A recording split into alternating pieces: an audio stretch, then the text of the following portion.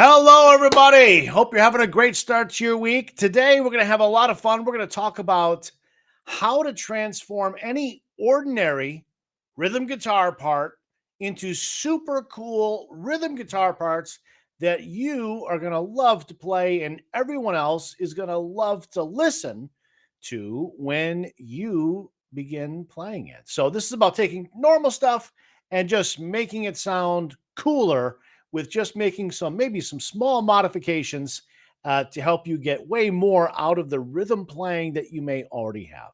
So before we start, let us know who you are and where you're from. Let us know that in the chat. We're happy to always see who's here with us live. And if you have any questions about today's topic, okay, not about other stuff, but about today's topic, put them in the chat as we go, and we will answer as many questions as we can in the time that we have. We'll do that here live. So I'm bringing in a very, very special guest, someone who is an expert at teaching, among many other things, rhythm guitar and rhythm guitar playing. He is a professional musician. I've known him for a long time. We actually toured together many years ago, and very, very, very great guy, great teacher. And it's my buddy Mark Turko. Hey, Mark. How are you? Doing good, buddy. Glad to have you here. So, Mark, I wanted to maybe ask you for if you've got, maybe a handful of ways, five maybe, or if you got more than five in the script, but maybe at least five ways that people can take any just normal, average, ordinary rhythm guitar part or chord progression or whatever and transform that into something better, something more interesting, something cooler, or maybe even into a different style. So anything that you want to share here with people. I know you're the man for this, which is why I brought you in instead of any of my other buddies. But I thought Mark Turko, he's the guy. So what do you got for us? All right. Well, that's actually a really cool topic because I feel as though a lot of people, they come to me and they say, "Oh, I want to work on my rhythm." It's like, well, what is it about it? I don't know. I just want to be better. I hear that a lot. I just want to be better. Okay, well, play a few chords, change. Show me what you could do. And they could nail and they could change chords in time. It's not a matter of a timing issue or anything like that. They just feel like they're doing the same thing over and over again, which they are. But the thing is they're not doing anything. They're not trying anything other than just change the chords. And maybe a simple strumming pattern or something like that. So what they really mean is, how can I do what I already know how to do, but better or different? And what they don't realize is they're already doing the hard part. The easier part is just taking what you already know and modifying it. And sometimes it's actually simplifying it. So for my first example is, lots of people know how to play power chords. And they can change in time and everything's great like that. But what they don't realize is that if they were to take just like a progression,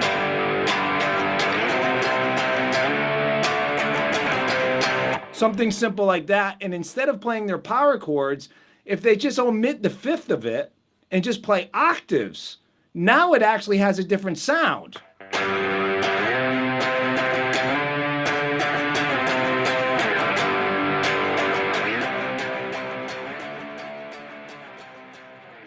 So something as simple as just taking your power chords and just muting one of the notes can make it sound different. It's something that happens a lot. Sometimes people don't even realize it. Maybe it'll be happening during like the third verse of a song or something like that, and it doesn't really sound that different. But if they had the same exact power chord, say rhythm track in there, it would sound identical. And they're not even picking up on the fact that that little tiny subtle thing can make a difference. Or even if you were to play that chord progression one time, and then the next time through you play your octaves and you alternate between the two. It makes it a more interesting listen without having to make it be something very complicated. Yeah, that's a really, really good idea. And one of the other things that makes this cool is that if you're playing with a bunch of other players, like let's say a second guitar player or something else, other than just playing with the bass player, when you go from power chords, which has the root and the fifth, and you go to octaves, that makes more sonic space open up for another player, let's say a second guitar player or whatever, to, let's say, play the thirds or play something else, and it gives you some additional clarity than if you're playing the root and the fifth and then someone else is playing something in between there. It's you just have more sonic space, and so things get a little bit more cleaned up or clearer when there are a lot of instruments playing at once, especially in a live situation. So that's sort of an added benefit to everything that you were just talking about there, Mark. That's really cool. It's cool to alternate them, as you said. Or if you're playing with a keyboard player too, you have a second guitar player, that additional instrument for that sonic space thing is really a big component, especially like live. In the studio, you could EQ things out, you could drop a certain frequency so you could hear something else. But when you're playing live, it is what it is, and you have to create enough sonic space for all the other instruments to jive. Otherwise, if you start stepping on each other's frequencies, now everybody's canceling each other out, and you can't hear anything other than this wash of just blah, and there's no clarity, and the band could be nailing it, but you don't sound good. Or maybe your guitar tone is great and what you're playing with the keyboard player sounds great, but you're not giving each other that sonic space that you need, and you can't hear either one of them. It's just noise. That happens a lot. Yeah, exactly. Yeah, that's great stuff. Got some more? Yeah. Oh, I got a lot.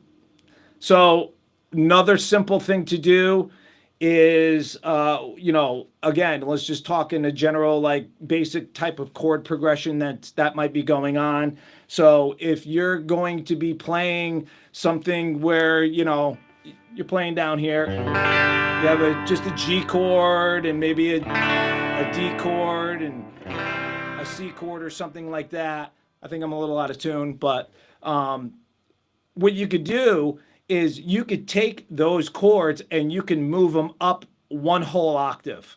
So if you do know like bar chords, you could play your G chord way up here, and then you could play your D chord up there and down to your C. So basically we're just moving everything up an octave. It's pretty simple. It's not that complicated. You don't have to stay here, or you don't have to play this G chord or this G chord, whatever you want. You could do it up an octave. And if you want to get even crazier, you can start playing way up here on this. You could play 2 octaves higher if you really wanted to. And you don't even have to play the whole chords. You could just play just the treble strings of your chord as well. And again, just like the octave thing that I was talking about, you can actually alternate between playing one version of your chords an octave lower, another version of the chord progression a whole octave higher. Now, to tie it back into the octaves again, you can now be alternating between playing your lines that you're playing as octaves, and you could be going between chords and octaves, but you can also, when it comes time to play your octave lines, you could play your octave lines 1 octave higher like every other time, or any kind of combination that you want. So it's not that hard to do. It's just a matter of remembering to do it, or if you weren't aware of something simple like this, it's just start. Yeah, there you go, Mark Carter. Rotate. Exactly. That was the word I was looking for, Mark. Rotate through these simple things, and all of a sudden it just sounds like you have like lots of variations, which you do, but they're not complex. Yeah, great stuff. And here's some additional maybe ways to do this or reasons to do it. Let's imagine you're playing in a band or with a bass player, and normally the bass player plays really low notes. And let's say the bass player, he jumps up an octave or 2 octaves and he wants to play high notes. Well, if you're playing down here, by the open strings, down low on the guitar, his now moving up an octave is in the same pitch range that your guitar part is. So you might want to move out of the way by going up an octave or possibly even 2 octaves so that that bass can be really heard clearly when he goes up an octave and you're not in the same frequency. So that's maybe one instance where you might use it. Another instance where you might use it is let's say that you play down, at any down here by the nut, anywhere in any pitch range on the guitar, and you play the whole song down here, and then the next song is down here, and the next song is down here. People get immune to the sound, or the cool sounds of lower notes. When you go up high, it's a new sound, and not only is it useful to have a new sound, but it's just as useful to put a big hole here on the low end where you're not playing any low notes, so that when you come back, it feels more powerful because there was this big empty space. You've moved away from it. And now when you come back, it just really has a strong impact, where if you never left this low end of the guitar's range, it doesn't have that impact. When you want more power, what can you do, really? I mean, you're limited because the listener's ear has become used to hearing everything in that range. So you get off of it, not only for the new sound, but to preserve, to let the ear kind of reset. The listener's ear resets. So when you come back, it's a smack right in the face. And it sounds really good. It's more power. You add power without doing anything different by leaving that space. So it's a really cool thing to do. Yeah, it's pretty interesting how quickly your ear adapts to something new. So when you first hear it, it's like, oh, okay. And then you get bored. You don't know you're bored yet, but you're bored. And you didn't realize how used to you got to the way something sounds until it changes again. And anytime you hit that, when you hit that change, it always sounds fresh when you're the listener. And I mean, it's so simple just to be able to do something like you said, just leave off the low end and then come back to it. That coming back to it it's almost as if you never played the low stuff to begin with. Let's just say it's in the beginning of the song, because people are very in the moment when they're listening, and they're not thinking about, oh, wait a minute, I think he was playing low stuff earlier. It's just like they're very in the moment, but the attention span for a listener is nothing at all. So to change it, it sounds interesting.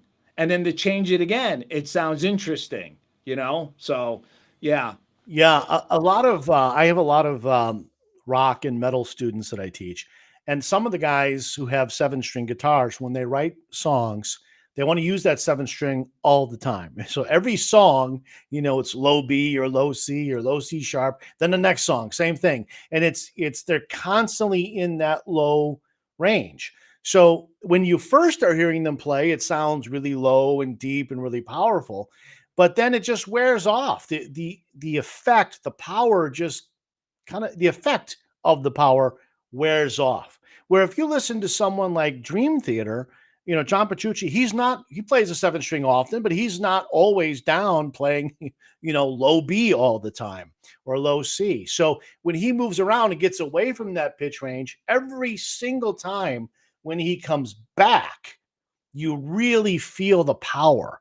Whereas if he had stayed there the whole time, you only feel the power in the beginning, and then it just loses its impact because there's no variation or variety from it. So getting away from that pitch range will keep it powerful every time you come back. So, and that's true whether it's a 7-string guitar or you're just playing a low G chord or whatever else.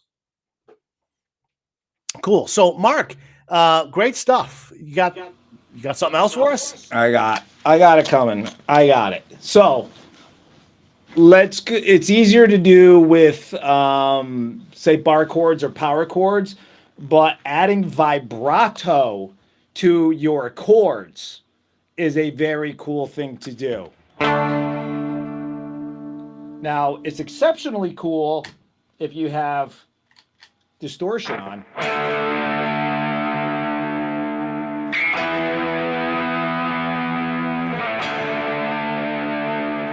Now, there's a couple different ways that you could do it. You could either try to move all of the strings, or you can keep your root note stable and then try to bend the other strings, and you get more of a dissonant kind of sound too. But it doesn't really matter which way you do it. Is if you have the time to add vibrato, it can really, really emphasize a particular chord. It could, I mean, if you could do it in such a way where it sounds really aggressive, but you don't necessarily need to do that. If you wanted it to do it more gently, even with a clean sound, I mean,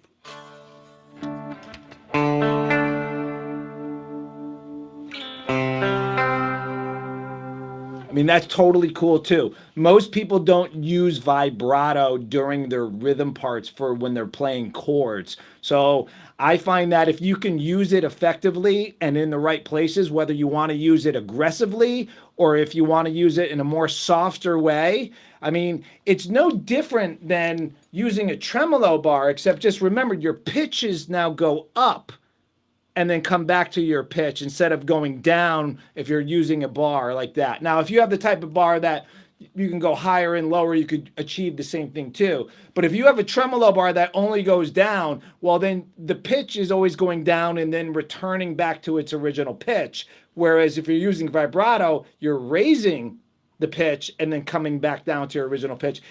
It's very subtle, but it actually does sound different. And if you really, really spent a little time, you could tell the difference between the two and possibly different situations where you would want those two different pitch changes depending upon where you want it in a song or a composition, or if there's one particular chord you want to emphasize. Yeah, great stuff. And I'm just curious, before we move on, just curious for anyone watching and listening with us live right now, have you tried, so I'm asking the audience, have you tried using vibrato on chords, even if it's just power chords, while playing rhythm parts? Is that something that you do? Is that something you've tried? And is that something you feel good at, that you feel confident doing? I'm just curious to know, where the group is at with that. So while we're waiting for them to respond, Mark, what else you got for us? Well, I was going to actually say something. Even if you've never done it before, instead of trying to do the full power chord like that, if you were just to use the fifth and the root of the power chord, not use the low root note, and just play the two notes on adjacent strings, it actually makes it a lot easier to get started, because you could use these two fingers instead of maybe your pinky and your ring finger. If you use your two middle fingers, or you could even use these two guys right here. And if you were to, you can get a little more movement out of the strings right out of the gate. So if it's something that you're not used to doing, I mean, if you're going to add vibrato to it, I mean, it's okay if you just leave the low root note off. It's not a problem, because if you can get more movement out of it, then very little movement. If you want to be aggressive, I would say do that. Get the more aggressive sound, even though maybe you're not playing the low root note part of it. Yeah, and besides, the root is there in the upper voice, and the bass player is playing it on the bottom anyway. So yeah, you should be fine with all of that here. So I see that a couple people replied to the question, both named Mark. First Mark says no. The second Mark says sometimes. So cool. This is relating to the question of if you used this before. I think the hard part is that even if you were to practice it and be able to do it, it's the implementation of it, to get used to yourself doing it in the context of playing, especially like in the context of playing like in a song type of situation where it's a higher pressure to, execute well. So, like a good exercise would be to actually overuse the vibrato if you're practicing a song, and not use it all the time, but try to be able to do it pretty much everywhere, even if it sounds sort of ridiculous, because that the integration part of it, and also sometimes just not remembering to do it, even though it's cool and you could do it well. But if you were to like just do it way too much in a practice type environment, you're more likely to do it in a real life situation because A, you've done it so much, and B, you can insert it anywhere you want. So if you just happen to be thinking, oh, that chord that I'm going to hit, two chords from now would be really cool for a vibrato. How come I never thought of that? Well, if you're performing or even just jamming with some friends or something, you've done it so much that it's almost second nature. So you should be able to pull it off. Yeah, exactly. I've got a couple comments here in our question I want to just put up on the screen here. I do it, but can't make it sound good. Not yet. And then the next comment related, it is something that's recently new to me, and I struggle to keep the vibrato. So with those comments, I've got a little piece of advice that might help. So I'm going to go back to what Mark was just talking about, where instead of playing the vibrato on the full chord, you just play it on the top two strings. So right now I'm playing a D5 chord. I'm just going to play the top two strings, or actually the middle two strings. What will make this easier is when you put your fingers on the guitar. Right now I'm using these two fingers. It doesn't matter. You could use these two or these. Doesn't matter which fingers you use. Well, once you put your fingers on the guitar, keep them together. Imagine that they're glued together. Okay. So, but what you don't want to do is have the fingers moving independently. Okay. You keep them together. So I'll use again these two fingers. So I'm actually just turning my forearm. Just here, do this. Everyone listening, even if you don't have your guitar with you, take your hand, make a fist, and just do this. Just torque over your wrist like this. Okay. That's the motion. Now, hold your hand open. Let's say hold your hand like this. Let's say you're going to use the middle two fingers. Okay. Put them together. Imagine they're connected. They're welded together. Okay. So they're not moving. You're going to make like a little C here. Okay. And same thing with the wrists. You're kind of just doing this, right? We're not doing this. Don't try and do that. All right. So I'm just doing this, turning my wrist or my forearm over.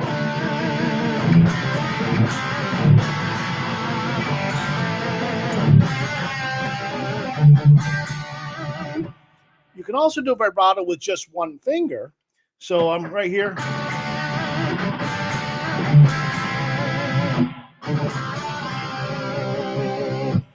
You just have to make sure that the finger really stays down.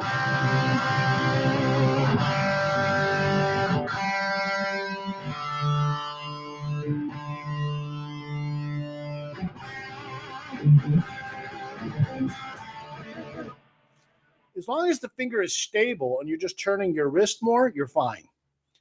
So that should help.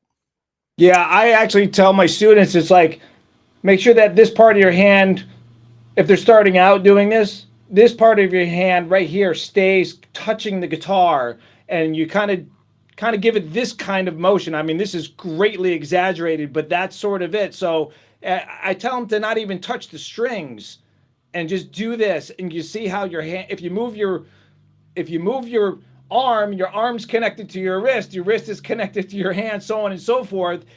You get so much more power and control, especially if you're starting out. I mean, there's more other types of advanced, types of vibrato that are harder to control. But if you've never done it before, at least I found that this is the easiest way to get people started using this technique.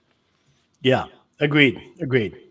All right, Mark, you got another one? Yes, I do. The next one, I don't have a setup for it, but if you want some inspiration, maybe something that'll set you down a different path playing rhythm, and you play electric guitar, buy some pedals. It doesn't really matter which ones they are. Just buy something. You could go and you can get inexpensive ones. You could just experiment with them. They sell the ones that have like a bunch of effects all built into them. But you'd be surprised that if you just stuck a flanger on while you're playing, your approach to playing things might change. Now, you may not necessarily dig the sound of the pedal, but what you need to pay attention to is how does that alter the way that you play? Now, all of a sudden, you're thinking about the guitar in a slightly different way, and now you're going to be doing things differently. So if it's not to get the sound of the pedal, it's actually just by using pedals, it will alter the way that you approach the instrument. Now, you could just shut the pedal off and use that approach, and now all of a sudden it sounds not like the same old thing that you always do. So that's really what you're looking for. Now, if you like the sound of the pedal, even better. But if you don't be afraid to use that to alter the way in which you totally think or even approach your instrument. When it comes to delay pedals, a quick slapback delay might make you play different. Something with a long delay with lots of repeats, you're going to have to start playing really sparsely. Otherwise, it gets into this big jumbled mess. And you may like a melody line, let's just say, or some kind of like a chord progression that you like. Maybe you're going to start giving more space in between stuff. And if you shut the pedal off, if it doesn't really still give you the same vibe, that's okay. It's not a problem. But hey, maybe what the part or what you needed was to give more space in between your chord changes and not just be so busy all the time. I think a lot of guitar players try to fill up too much space with too much stuff, and that's the biggest problem. Yeah, I agree, especially in the rock world. I feel like they got there can't be any silence, there can't be any spot where they're not playing, so they've got to play the entire time. Well, you got drums, you've got bass, maybe keyboards, maybe another guitar. Whenever you remember, it's just like when we talked about going from lower on the neck to higher on the neck. Whenever you leave something, you take something away. In our first example, you take away the low chords or whatever, and you come back. When you return to it, it adds power. Same thing when you're not playing. When you don't play for a few measures or a particular part of the song, as soon as the guitar comes back in, it has so much more impact than if you would have just continued playing the entire time. And that's really what you want, is you want to have you want your playing to be impactful, so that when people hear it, they really feel the emotion that's there. If they get immune to it all because you're always playing, especially if you're always playing in the same part of the guitar, it just even if what you're playing is cool, even if what you're playing is great, it loses its impact on the listener. They just get used to it because there's no variety there. So variety makes what you're doing become perceived as even better than it otherwise would be. Absolutely. I was wondering, can I address the question that just came through?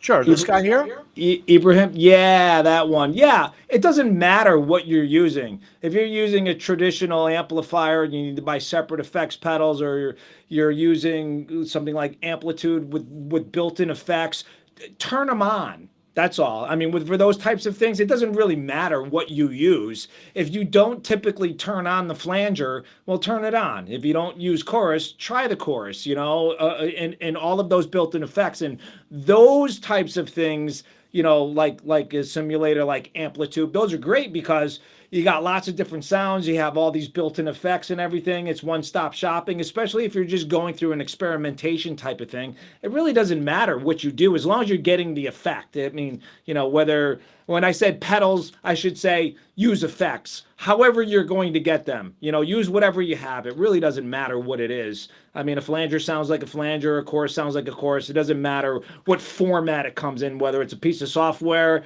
or it's a physical pedal that you buy and you stick, on the floor before it hits your amplifier. Yeah, good stuff. I don't want to put words in your mouth, Mark, but I want to clarify what I think your intention was with all of that, so that people maybe don't misunderstand what you're saying. And if I got it wrong, if I misunderstood, correct me. But I think what you're saying is turn on at least one of those effects, or maybe a couple of them, because it will change how you approach rhythm playing or what you do. It changes your thinking, gives you ideas that you may not otherwise have had. I don't think that you're saying get a whole bunch of effects, turn them all on, leave them all on forever, and play everything that you have with every effects that you have. I don't think that you're saying that. No, I'm not saying that at all. Yeah, like one, maybe two maximum, you know? Yes. Yes, exactly. You don't want it to be a hot mess. Yeah. All right. Very good. All right. You got another for us, Mark? I do. I sure do. The next one is, if you don't know them, it's a good idea to learn some seventh chords. Because if you're just used to playing regular major and minor chords, by simply turning the chords of a progression that you already know into seventh chords, it gives it a whole different vibe. So here's just a C major chord. Now, if I were to play a C major 7, I'm actually just taking this finger off. Has a whole different kind of thing going on to it. It doesn't, to me, it doesn't even sound like the same chord. It really doesn't. And you're just taking a finger away. So it does add a whole different kind of thing to it. You know, same thing with your A minor chord. Right there, I took my finger off. I'm sorry, now that's a 9 chord. But same idea, you know, is learn variations of chords that you already know from the same family. So if you're playing a C major chord, you know, a major 7th chord. If you're playing a minor chord, it would be a minor 7th chord. You know, if you don't use 7th chords yet, you really should. And, you know, you could take a whole chord progression and try to turn it into 7th chords, and chances are it probably won't sound awesome. There's probably some chord in there that you actually prefer to be the other way if you tried to do all 7 chords all the time. But maybe there is. But the idea of it is that if you're more familiar with them and you're familiar with the sounds, it's actually just this whole other dimension, and you could take chord progressions that you already know. And the good thing is, especially about 7 chords down in this area of the neck, you're usually just taking a finger away, or you're moving a finger from one place to the other. It's not like it's that complex. Now, when we get into bar chord shapes, a lot of it also too is we're taking a finger away. So you're making the fingering of what you're doing even easier. So you go from an A minor chord and you're just taking one finger away. There's a lot more depth to 7th chords. Now, there might not be a place and a time for everything, but if you're really familiar, if you're really not that familiar with it, you're going to be doing yourself a great big service by becoming familiar with it, and then you can pick and choose when and where you want to put them in. Yeah, good stuff there. Good stuff. I'm going to add one thing that's kind of based on what you're talking about there, Mark. I'm going to just make myself full screen for a moment here. So one other thing that you can do with chords is, if you want them to sound powerful and not muddy, if you want to add clarity, is take the third, the root, the third, and the fifth. Take the third out. So, for example, let's say we have this G chord down here. Now, when you have distortion on, it gets a little muddy with the thirds.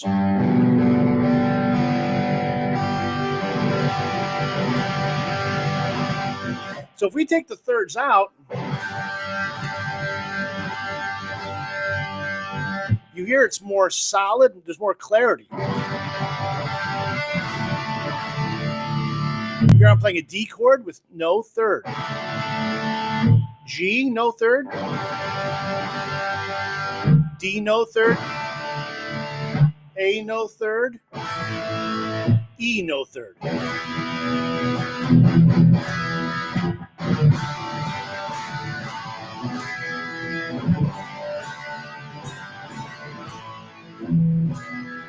If we would put those thirds back in, it would make it a little bit muddier when you're using a lot of distortion and gain. So one place where you see a lot of all of this is in AC/DC. A lot of AC/DC songs use a lot of simple open chords, but the thirds are removed. So G's are played this way, D's are played this way, A's often, or E's.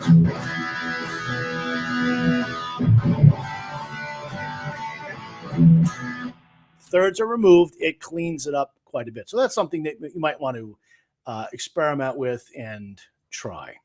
So, Mark, you got another one for us? I have another one. So one thing that's really simple to do is you can take it doesn't matter what kind of chord you're playing. If you're playing just down here, just simple thing as switching between strumming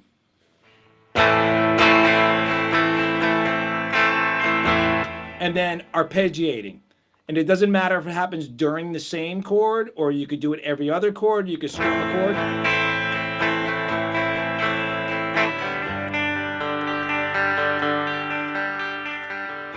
Or during the same chord.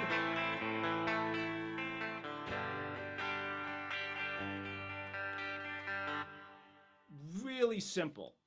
You may have to work on the skill switching between the two, but it's really effective, and it makes it, here again, we're talking about breaking up the sound of what you're doing all the time. Very effective, very simple way to do it too. Here's an earlier question which I skipped over, but I'm going to bring it up now. Someone asked, related to this topic, Mark asks this question. Do you change your pick? No. The answer is no. I don't change anything. Let me stand up in front of the camera. I'll show you exactly what I do. So when I'm strumming, I strum from the wrist.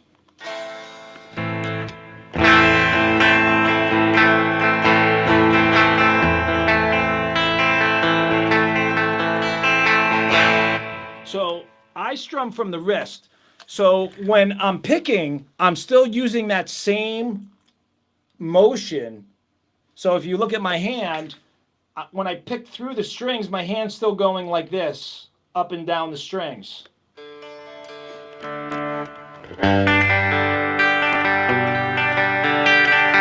Okay, so when I strum, it's like this, and then when I pick my individual strings out, it's like this.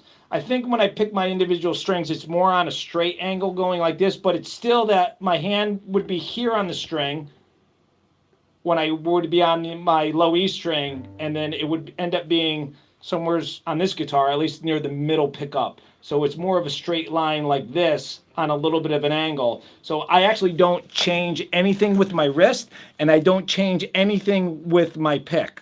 My pick is always on a little bit of a 20-degree angle. So it's always going to be the same. And I learned that from you, Tom Hess, as a matter of fact. If I only have to do one thing with this hand, then, and I'm used to it for everything, then I don't have to worry about this hand ever. It'll just always keep doing the same thing, and then I could focus on, whatever else I need to do. Cool. All right. You've got another one for us, I think. Yes, I do. The next one is something where a big misconception about playing rhythm guitar is that we're always going to be playing chords. That's not necessarily true. So a lot of times, even if people want to, they don't even know how to begin to start playing single note kind of melodic lines as part of their rhythm.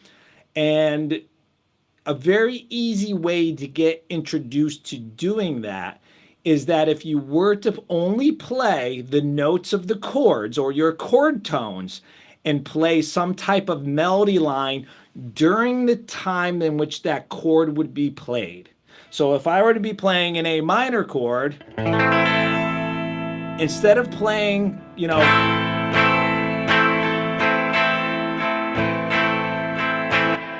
I could just take the notes out of the chord, and you don't have to know all of your arpeggios or anything. If you know bar chords, you know the notes you know your chord tones. So you would play them individually, but you would play them more like a lead guitar line. And we're not going to arpeggiate anything. That's just arpeggiating chord. What I'm talking about is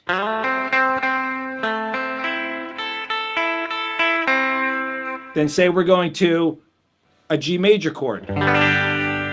You could play.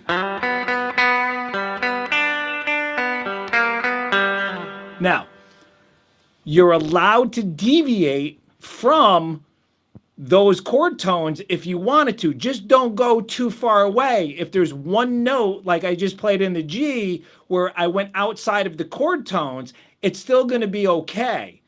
So you want to, we got a friend from New Zealand, play the chord tones and add one note. I mean, and you could play for days.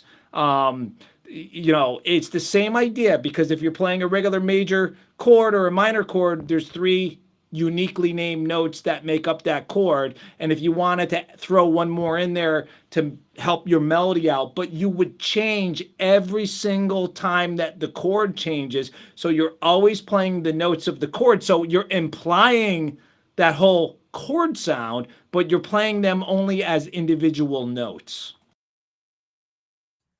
Pretty cool. So that's another way that you can use those chords. Very good. I don't think enough people use that in what they at least think to be what rhythm guitar playing is. Rhythm guitar playing isn't always strumming the chords or even just arpeggiating full chords. I mean, that is rhythm guitar playing. I played in a band for a number of years where I was the rhythm guitar player, and the majority of everything that I did was the kind of stuff that I was doing. And that was sort of like the sonic sound of the band. And we didn't have a keyboard player or anything like that, but it added, the lead singer also was a guitar player too. So he was holding down the rhythm, meaning strumming part. And it's really, you get to do a lot of these cool melodic kind of things. And then you could start paying attention to what the melody line of the vocals is doing. And you can be weaving in and out of that as well, and it can mix for some really good music. Very good. Okay, maybe one more. You got one last one for us? I do have one more for you, and it's a really simple one.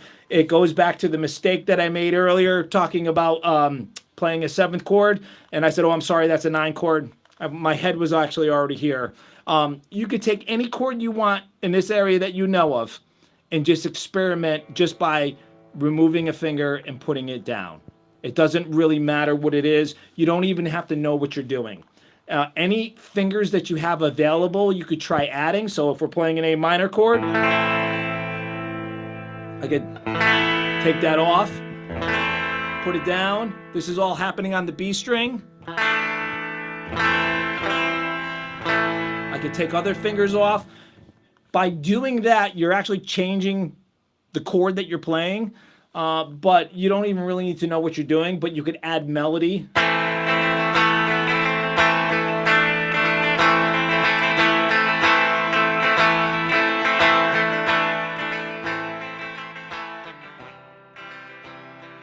It doesn't really matter what you're doing.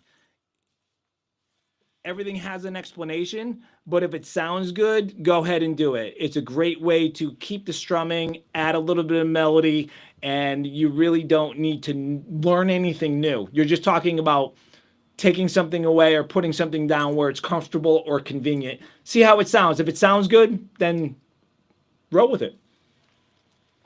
Awesome. Very good. All right. So, Mark, I think you have something for people to check out. And I believe it's free. Is that correct? I think you're muted. Mark, I think you're muted. Yes, I am muted. Yeah, I have a free resource. It's the beginner's guide to adding lead guitar elements to your rhythm playing. It actually kind of goes back to what I was talking about by having single note things that happen. In this particular free resource, we're pulling from a scale and not necessarily just only the chord tones. But if you've never played any kind of single note stuff during or in place of a chord, this is the perfect thing for you to start with. It really is the beginner's guide in the sense of it's all tabbed out. There's diagrams, there's audio examples. It tells you exactly what notes to play, in what order to play them to sound just like the audio sample, and it'll get you started down that road of not necessarily having to play through an entire amount of time that a chord exists, like say in a song or a chord progression, where you could start doing other things. And then but it's still rhythm guitar playing. So you're going to go from one chord, play some single notes, go to another chord. It's super, super simple. So if you've never even done this before, don't worry. It's actually, it's a lot easier than you think. And it's free. Very good. All right. Thank you for that. And for everyone, I have something free for you as well. It's pretty big. This is about an hour-long video class about reducing tension when you're playing, because the more tension you have when you play guitar, the harder it is to play anything and everything. So this is called total guitar playing tension control. And so you can say goodbye to all the tension that's excessive in your playing, so that you can, everything that you do is easier, it feels easier, and you can certainly play things faster. So in this free video masterclass, I'm going to go through and teach you or show you the 9 different types or sources of tension, and then how to eliminate them one by one. And by the time you're done watching this, you will have a pretty good idea of how to reduce this tension so you can play better. All right. So thank you, Mark, for all your advice and help here. And thank you all for those who participated here live, asked some questions. Thank you all, and we will see you next time.